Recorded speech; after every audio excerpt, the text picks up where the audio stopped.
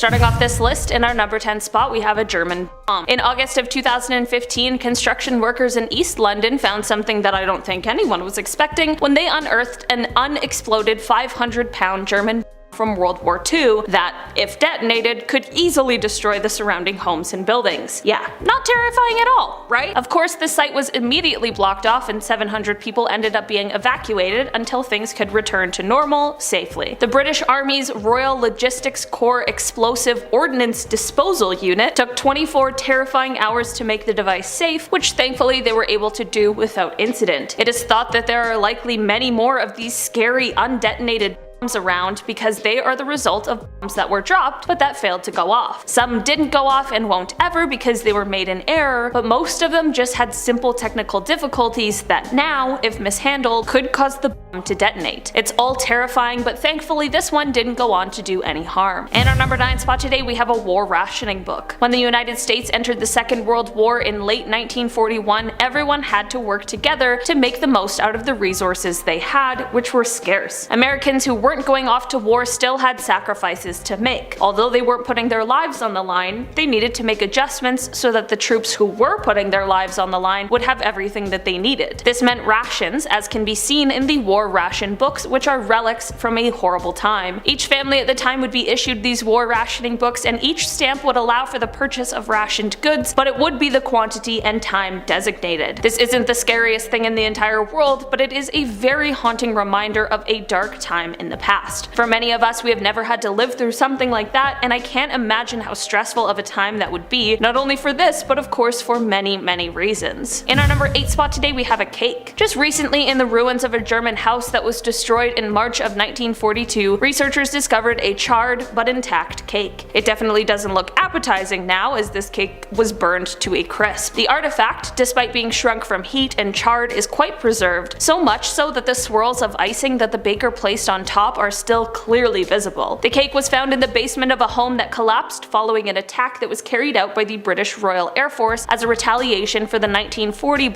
that was carried out by the Germans on the English city of Coventry. This not only reminds us of the horrible time that was World War II, but it is also a reminder of how these attacks were carried out on unsuspecting people in their own homes. This wasn't just the reality this one time, that was the reality all over the world. Because the attack that destroyed this home happened on Saturday, March 28th of that year, it is thought that the home's owner, Johann Worm, who was a local merchant, might have been preparing for a celebration commemorating Palm Sunday. This is just one small example of the realities of war, especially one that has the magnitude of World War II. In our number 7 spot today we have the Gustav guns. During World War II, Adolf was eager to invade France but was unable to because of a real physical barrier that was called the Maginot Line, which was what was standing between him and the rest of Western Europe. Because of his impatience and desire to do evil, he demanded that a new weapon be created that would be able to easily pierce the concrete. In 1941, after France fell, a German steelmaker and arms manufacturer, Frederick Krupp AG, began building what is known as the Gustav gun. It was a 4-story tall, 155-foot long gun that weighed 1,350 tons, and it shot 10,000-pound shells from its 98-foot barrel. Like, that is absolutely insane, and there is simply no reason for anyone, let alone one of the worst people to have ever lived, to need this kind of a weapon. While the sheer size of this thing obviously helped a lot with its insane power, it's also what led to its downfall. The gun, of course, could only be transferred by rail, because imagine trying to put that thing on a plane. Physics says absolutely not. This left it out in the open, and it was an easy target for the Allied bombers flying overhead, which left the project being scrapped within a year. Now the different models that were made and what is left of them is all that remains for this terrifying creation. In our number 6 spot today we have the fire cart bell. This is a bell that comes from the Japanese city of Aomori, which was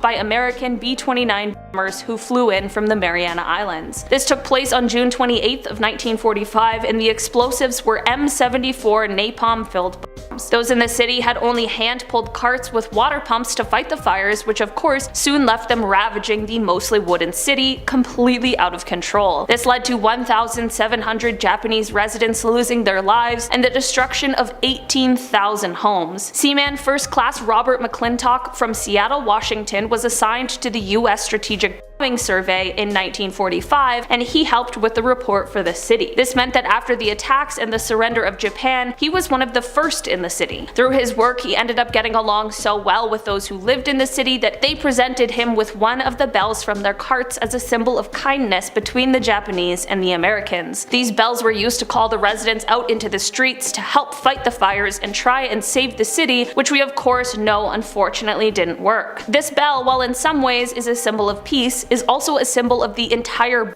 campaign, which was extremely deadly. It reminds us of the human side to everything that went on during this era and time, as it sometimes can be forgotten. We have the Norden sight. If you don't know, a sight is what is used in military aircrafts in order to be able to drop accurately. The Norden sight was one that existed during the World War II era, and it is said to have been a highly sought after piece of technology. In fact, it was apparently so top secret that those in the aircrafts with them had to swear an oath to protect the secrets of the device by destroying it before it could fall into the hands of the enemy, even if it meant sacrificing their own lives. That is next level secrecy. The reason is because it was claimed that this sight had the ability to place a bomb in a pickle barrel from 20,000 feet away. Not only is that a strangely specific example, but it was also greatly exaggerated. In reality, the piece of technology was a pretty complicated machine that consisted of a ton of gear wheels and ball bearings, but the major flaw of it is that when out of proper calibration, it was likely to create inaccuracies. This is of course a huge problem when it comes to something like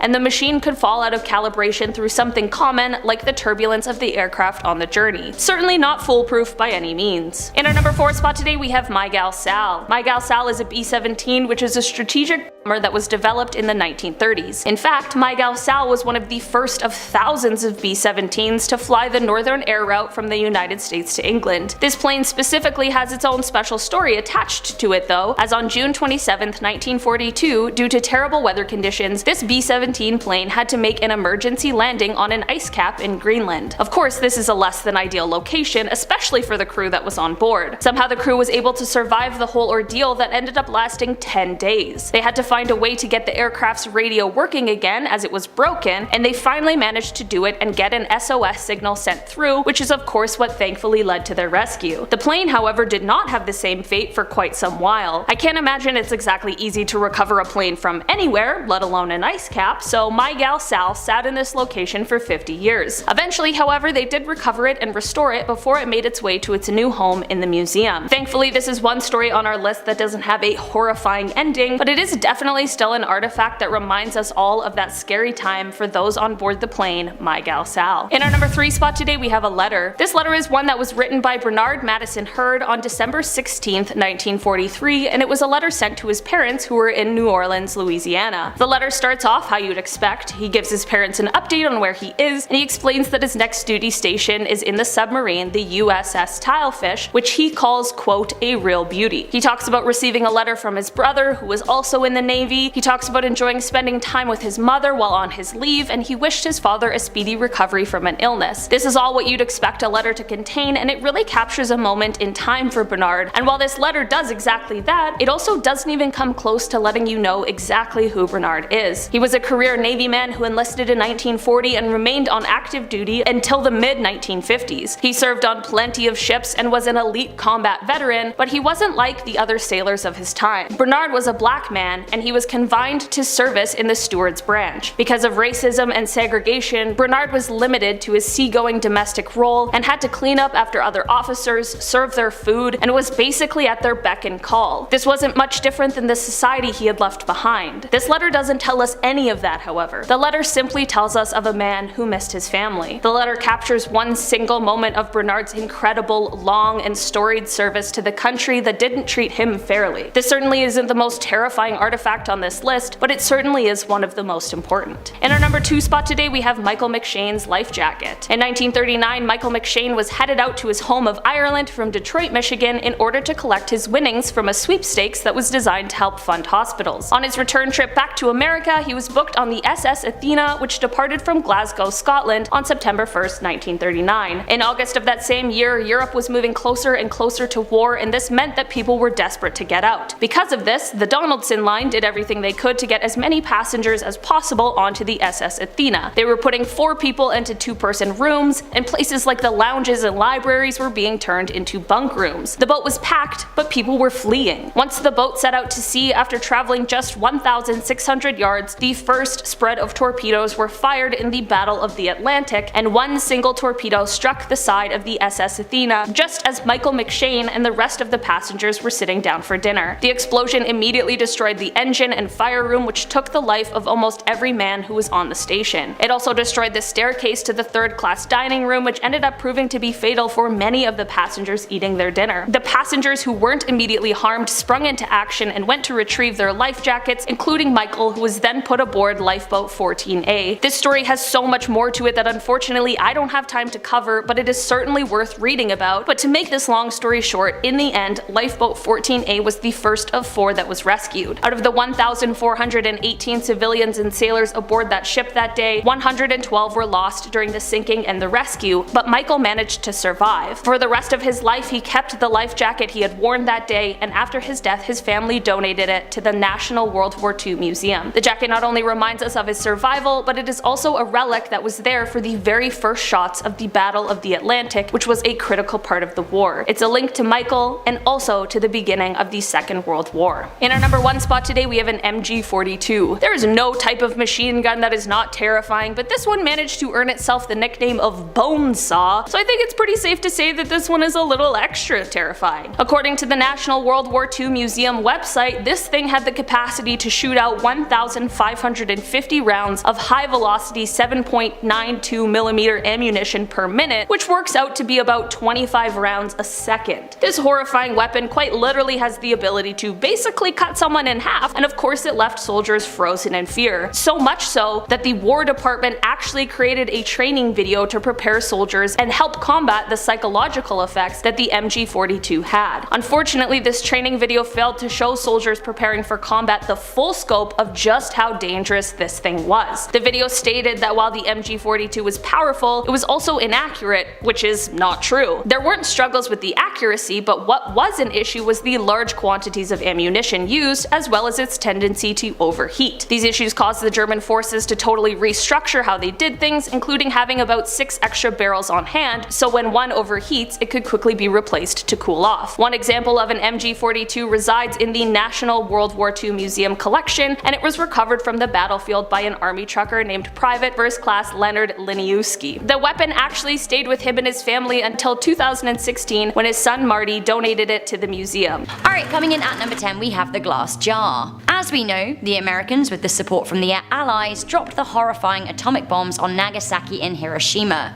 The attacks killed over 200,000 people horribly, and the cities were absolutely decimated. Imagine how fragile human flesh is when it comes to heat, and then imagine how hot something would need to be to melt glass. Hot, right? Have a look at this glass jar found in the Hiroshima aftermath. It seems that heat of approximately 1,500 degrees centigrade, 2,700 degrees Fahrenheit, is required to produce this level of deformity. Scientific examination showed that a virtually instantaneous heat wave struck this object and passed as quickly as it had arrived. Basically, the jar resumed its solidified form without leaving stress marks. The flash heat incinerated many people on the spot too, which is absolutely horrible, and this jar just goes to show how hot it really was. Always my thoughts going out to the cities of Nagasaki and Hiroshima, many years later. Coming into number 9, we have The Pilot.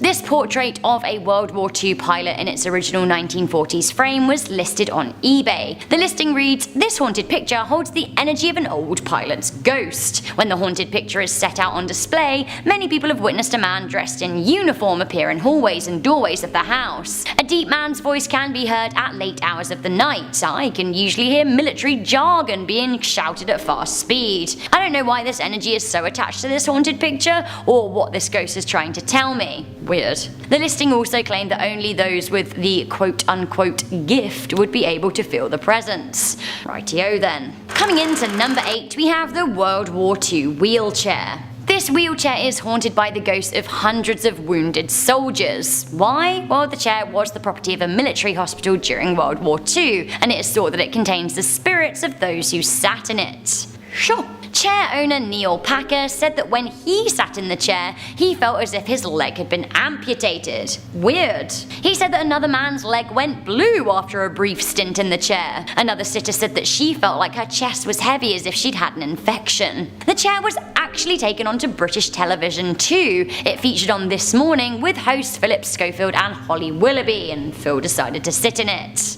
Honestly, I feel like if I've learned anything across my 4 years of working on Most Amazing Top 10, it's that you should never sit in the haunted chair. Does anyone remember the Busby stoop chair now chained to the ceiling in Yorkshire? Like, seriously, don't sit in the haunted chairs. But unfortunately, Phil couldn't have listened to me because I made this video after he sat in it, and I don't think he watches the channel, but maybe he should. Nonetheless, he sat in the chair on live TV, and this was his reaction. The chair? Yeah. How do you feel? I feel like...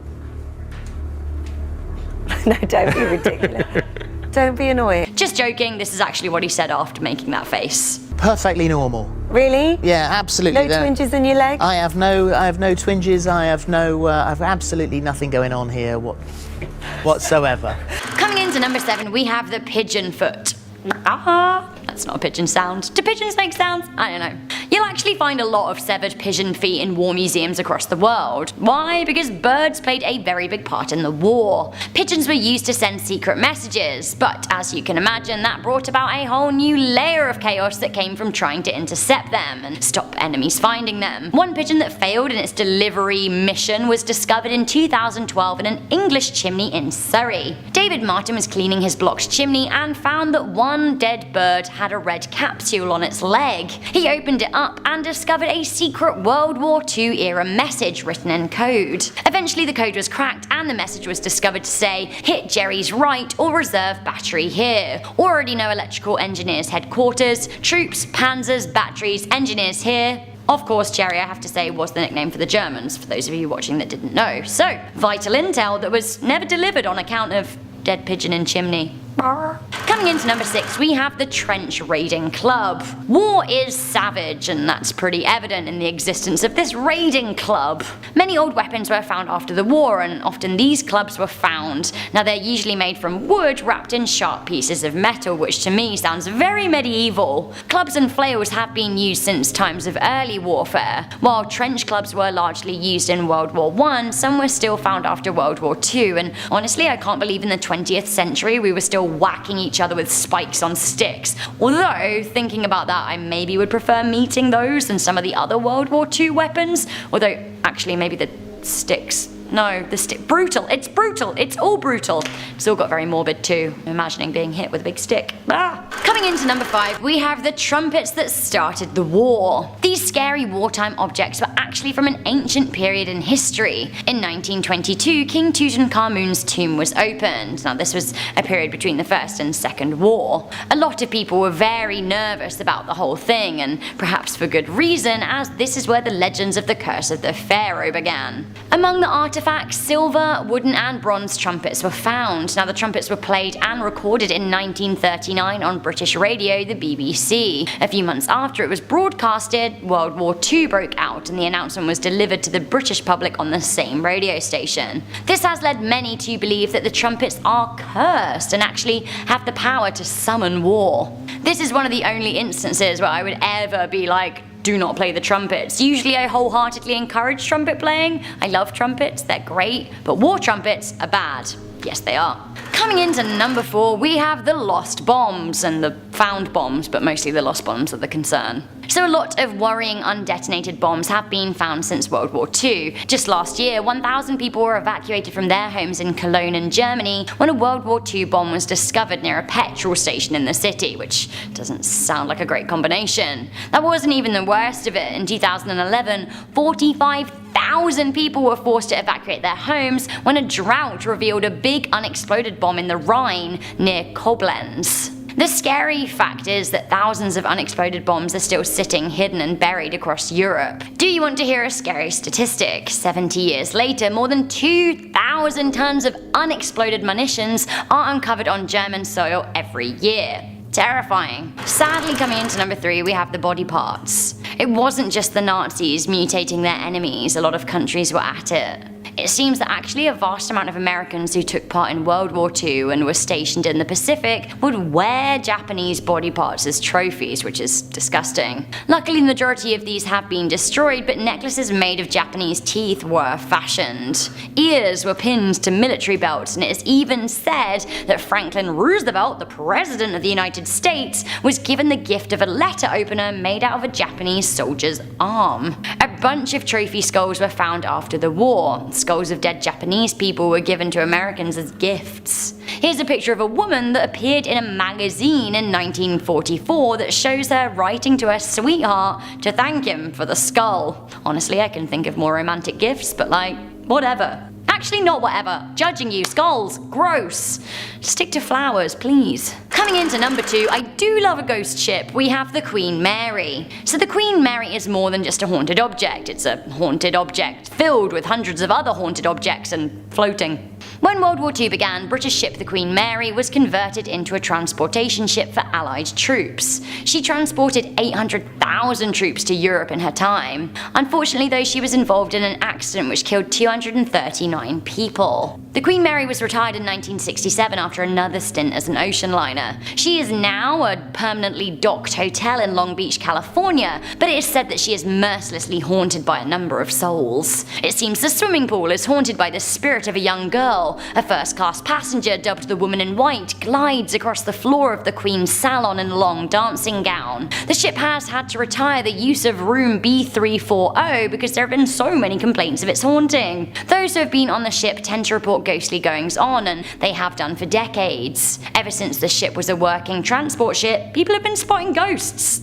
Scary, but I do love a ghost boat. I don't love this at number 1 though, this is absolutely horrifying. I only learnt about this today. I am talking about the blood flag. The blood flag, or the Blutfahne, was a Nazi swastika flag that was regularly carried during the Third Reich, and it served as a ceremony piece for the party. The flag was the original carried in Hitler's failed Munich beer hall putsch in November 1923. It was soaked in the blood of an SA member who was killed in the attack. The flag was then saved and had the names of 16 people who died in the putsch sewn in. The flag was kept at Nazi HQ in Munich, but was taken out for ceremonies in which other flags were bought to touch it in order to consecrate them. It is said that the blood flag touched all of the banners in the Nuremberg rallies. The blood flag, interestingly, hasn't been seen since the end of the war. Nobody knows where it went. Creepy. So guys, that was that. That was the top 10 scary World War II objects for you. Before I read comments, I want to introduce you to one more object that I couldn't find a way to fit into my list. Meet this chap. It's Rupert. He's a lost Rupert. He's Rupert to me anyway. British troops called him Rupert and the Americans called him Oscar. This is an Allied used dummy. They would use paratrooper dummies to cause confusion and chaos amongst German troops, so they would drop these Ruperts or Oscars onto land and then Germans would be like, go get them, but no. Just a dummy. Going off at number 10 now, we have Anne Frank. I'm sure you've all heard of the name. The young Jewish girl who wrote a diary of her family hiding from the Nazis in Amsterdam for 2 years. On August 4th, 1944, her family and their friends were found in their hiding place by the Gestapo police, arrested and sent to concentration camps where all except Anne's father ended up dying. It's a tragic story that always brings up one question. How did the police know where to find them? They didn't know to look there for 2 years, and then apparently they received an anonymous call. Nobody knows who made that call though. Some say it was a man called Tony Allers, a friend of Anne's father who was a hateful, abusive man that knew that they went into hiding. Others say it was one of the workers in the warehouse below their hiding spot. Historians can never know for sure who it was, only that person knew for sure,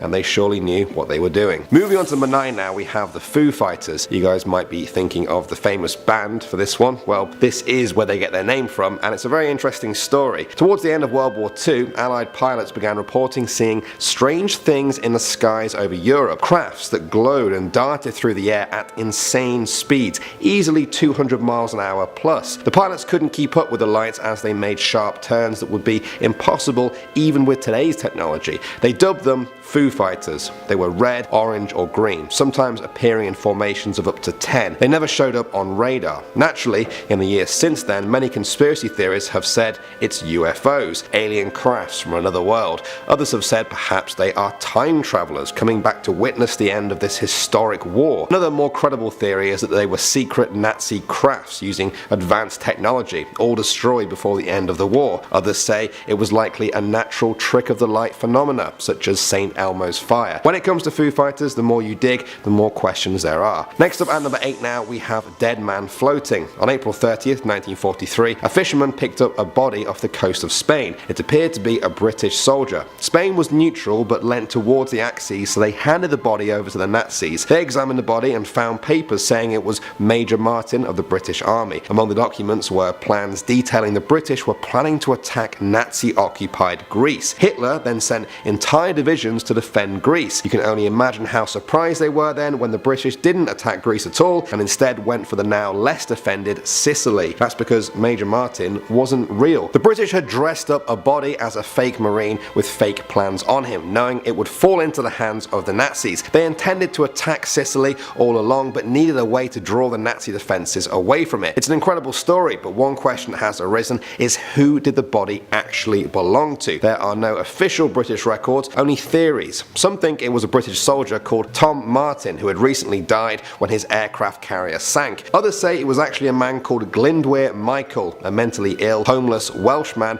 who had died after eating rat poison. Others say this couldn't be possible because the Nazis needed to believe this was a fit and healthy Marine who died at sea, not a sick, unfit man who died to rat poison. So, who really was Major Tom, the body that helped so much? Next up at number 7 now, we have the ghost plane of Pearl Harbor.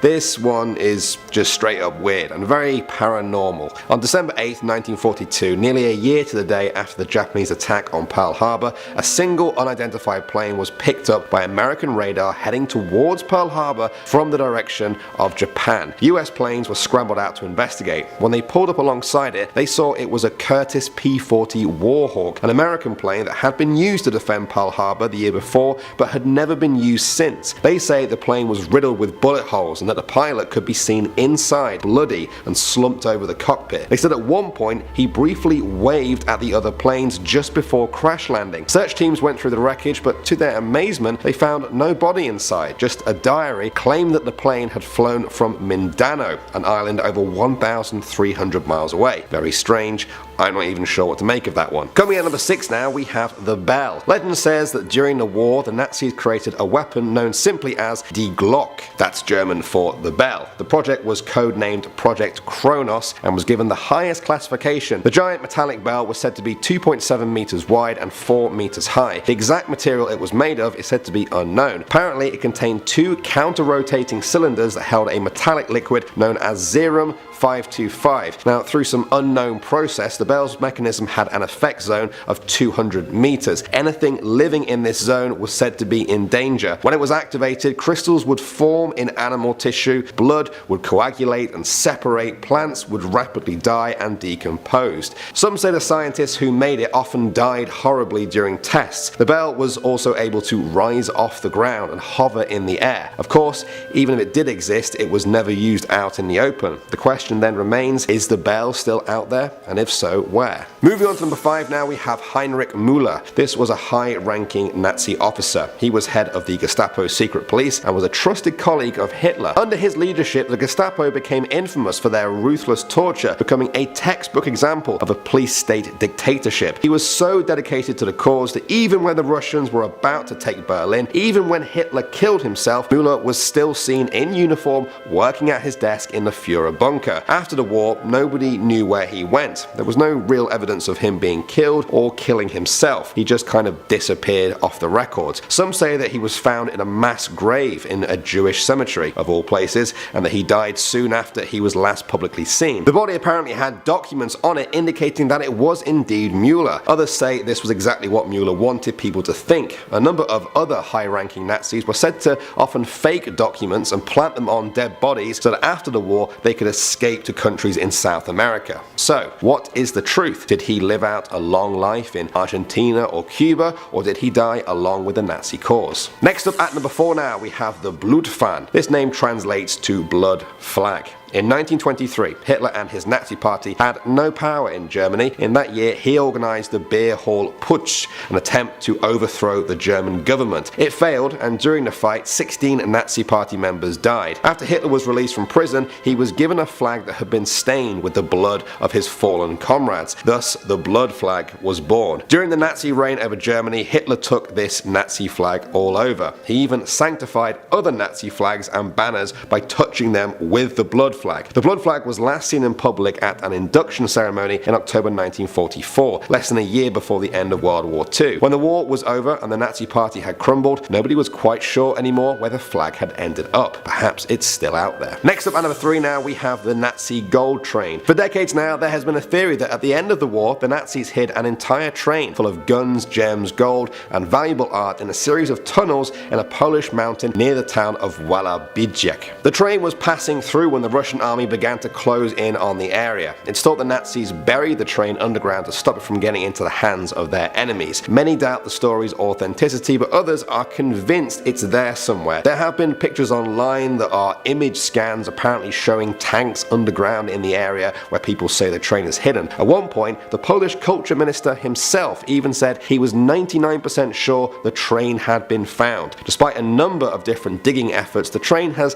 never actually been found, but the legend of the hidden treasure still pushes people to look for it. Moving on to number 2 now, we have the Battle of Los Angeles. This might sound strange to any of you who study geography because, of course, there were never any battles fought on mainland USA. Well, this story comes from the early days of America's involvement in the war, not long after Pearl Harbor. A few months after that, many people spotted an unidentified object over the sky in LA. Witnesses said the object was round and glowing orange. Naturally, the military response was quick. Searchlights scanned the Californian skies. Anti-aircraft guns fired more than 1,400 shells at this mysterious object. When the guns went silent and the sky was empty, they expected to find wreckage, but nothing was ever found. In 1949, the US Coast Artillery Association claimed that a weather balloon had caused all of the alarm. Then in 1983, the US Office of Air Force History said it was simply due to war nerves. What do you guys think? And finally, at number 1 now, we have the British soldiers. In 2009, historians found a strange document at the prisoner of war camp in Auschwitz. It was